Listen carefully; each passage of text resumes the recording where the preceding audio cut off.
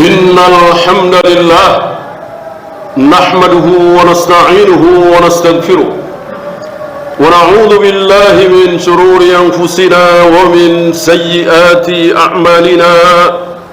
Man yahdihillahu fala mudilla lahu wa man yudlil fala hadiya lahu. Asyhadu an la ilaha illallah wahdahu la syarika lahu wa asyhadu anna Muhammadan abduhu wa rasuluhu wa ba'd. Jemaah azzakumullah, ada sesuatu yang rahasia, bahkan sangat-sangat rahasia. Jangankan kita, Nabi sallallahu alaihi wasallam tidak bisa menduga. Apa dia? Takdir, kehendak Allah, tulisan Allah yang telah Allah tulis 50.000 tahun sebelum Allah ciptakan langit dan bumi. Siapa sangka makhluk yang sangat mulia hari itu, sangat saleh, sangat berilmu, sangat bertakwa kepada Allah, bahkan kemuliaannya hampir-hampir menyaingi Jibril. Siapa dia? Iblis. Tiba-tiba berubah menjadi makhluk yang sangat bejat, sangat buruk, terlaknat, kekal di neraka selama-lamanya, dikutuk, dilaknat oleh manusia, terutama kaum muslimin. Apa ini? Takdir. Tidak ada yang menyangka kalau bayi yang ditimang-timang, disusui, diberi makan, dipelihara sampai dewasa, justru bayi ini kelak yang akan menghancurkan kerajaannya, kerajaan Firaun. Inilah takdir. Suhail bin Amr menghalang-halangi Nabi SAW menuntun kalimat la ilaha illallah di hadapan Abu Thalib dalam keadaan sekarat. Puluhan tahun Nabi mendakwai Abu Thalib untuk mengucapkan asyhadu an la ilaha illallah, asyhadu anna Muhammadar Rasulullah, belum berhasil. Kali ini kesempatan terakhir menjelang wafat, siapa tahu berhasil. Dihalang-halangi oleh 3 orang, salah satunya Suhail bin Amr. Antum tahu keadaan selanjutnya?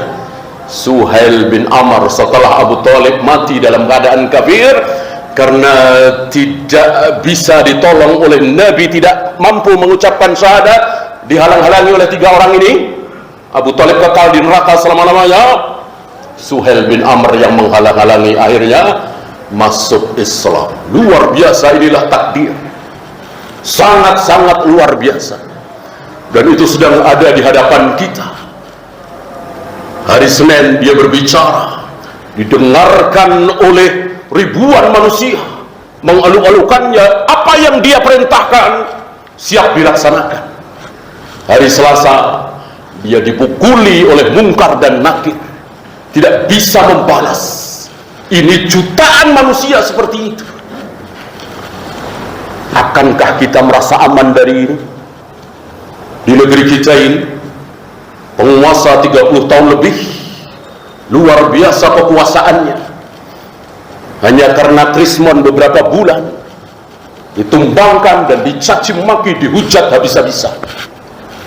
Dan kita sedang saksikan orang yang berkuasa, luar biasa kekuasaannya, kekayaannya. Tiba-tiba hari ini dia masuk ke dalam rumahnya dengan diborgol, dengan disuruh ini itu dia mau. Inilah takdir. Mungkinkah takdir yang tidak disangka-sangka ini menimpa kita? Sangat-sangat mungkin. Hari ini antum punya perusahaan yang luar biasa, saldo yang miliaran. Tiba-tiba bulan depan, pekan depan habis semuanya. Mungkinkah? Tidak mustahil. Tidak mustahil.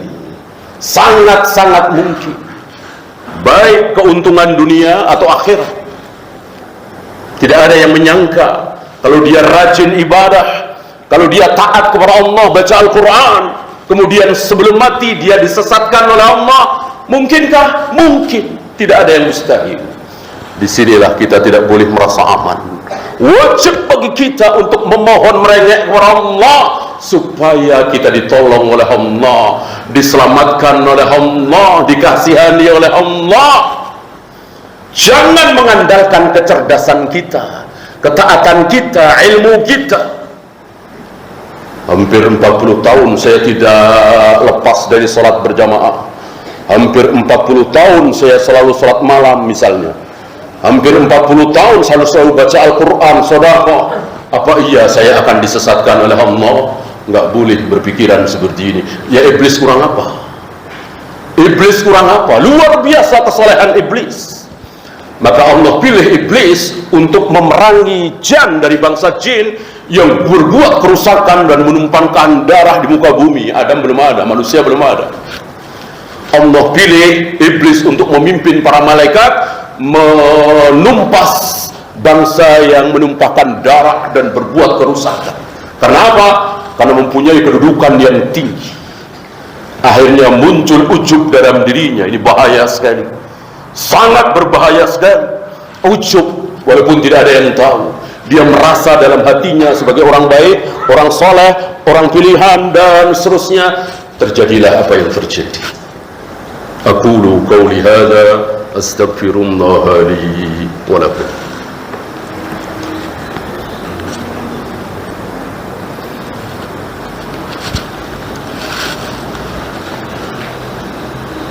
Alhamdulillah hamdan katsiran tayyiban mubarakan fihi kama yuhibbu rabbuna wa yarda.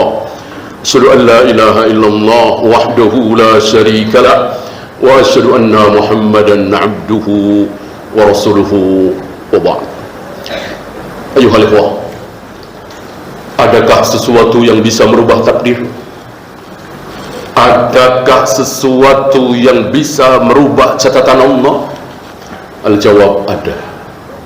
Tapi catatan di umur kita 120 hari waktu kita di perut ibu kita, 4 bulan kita di perut ibu kita, 5 bulan sebelum lahir. Bukan catatan di lauh mahfuz. Adapun catatan di lauh mahfuz sudah disabdakan oleh Nabi, rufi'atil aqlam wa jaffatis suhuf.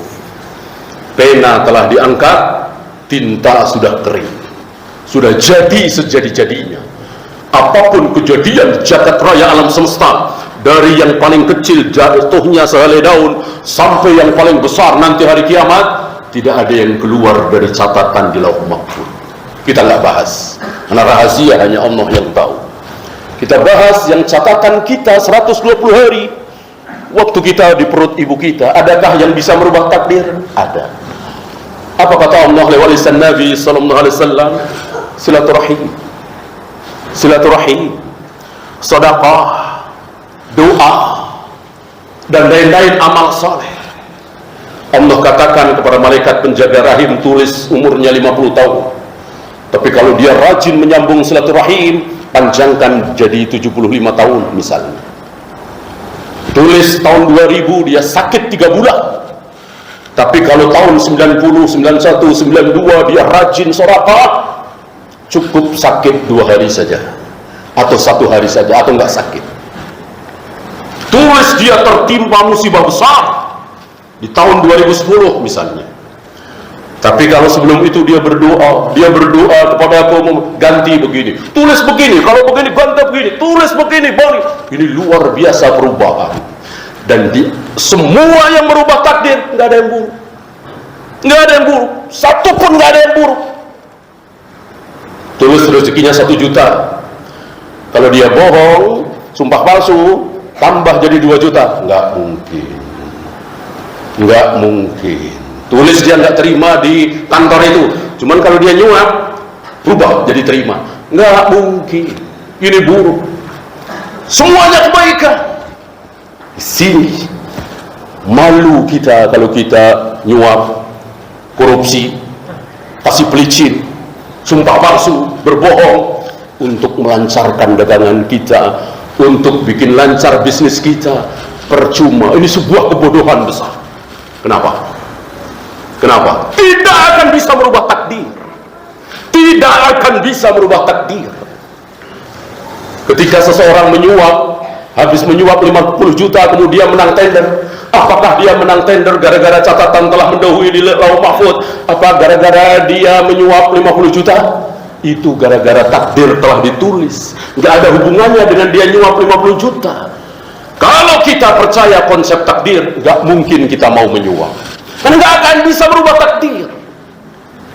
Dengan demikian, orang yang sudah menyuap 50 juta lalu dia menang tender, mestinya dia nyesel.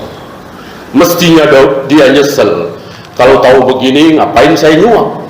Kan nyuap nggak nyuap pasti menang. Hari ini takdir yang sudah ditulis oleh Allah 50.000 tahun sebelum Allah ciptakan langit dan bumi, bahwa hari itu dia pasti menang tender, nggak mungkin kalah. Nyuap nggak nyuap. Sekali lagi, keburukan tidak mungkin mendatangkan perubahan takdir baik. Takdir buruk, iya, sudah jelas sekali. Ya, ini kita modal besar, punya modal besar. Ya, orang kafir nggak tahu, orang Amerika, orang Eropa, orang Jepang nggak tahu konsep seperti ini. Sebaliknya, ketika antum tidak mau menyuap 50 juta, akhirnya tender antum kalah.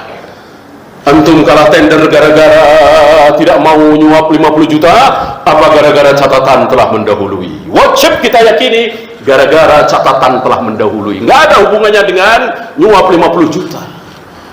Setelah antum tidak mau nyuap 50 juta, alhamdulillah tidak dosa, kemudian tender kalah, antum senang apa nyesel? Tentu senang sekali. Alhamdulillah saya tidak nyuap. Coba kalau saya nyuap, kalah apa menang tendernya?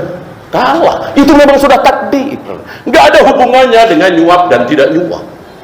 Luar biasa. Malu semalu-malunya kalau kita kalah jujur dengan orang-orang kafir. Kita kalah amanah dengan orang-orang Jepang, orang Amerika, orang Eropa. Mereka nggak kenal konsep takdir, sedangkan kita kenal. Kita punya modal besar supaya kita jauh dari bohong, menipu, korupsi, suap, pelicin, segala macam. Allahumma salli ala Muhammad wa ala ali Muhammad kama sallaita ala Ibrahim wa ala ali Ibrahim innaka Hamidum Majid.